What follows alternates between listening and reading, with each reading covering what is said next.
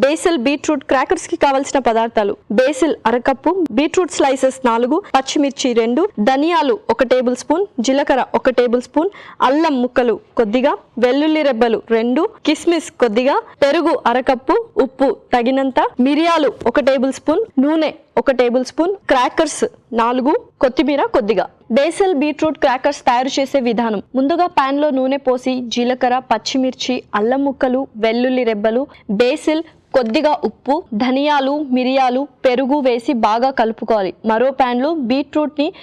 Fry చేసుకున్న beetroot ని serving plate లో పెట్టి పైన క్రాకర్స్ పెట్టి రెడీ చేసుకున్న మిశ్రమాన్ని వాటిపైన స్టఫ్ చేసి పైన కిస్మిస్ పెట్టి కొత్తిమీరతో గార్నిష్ చేస్తే tasty basil beetroot crackers ready.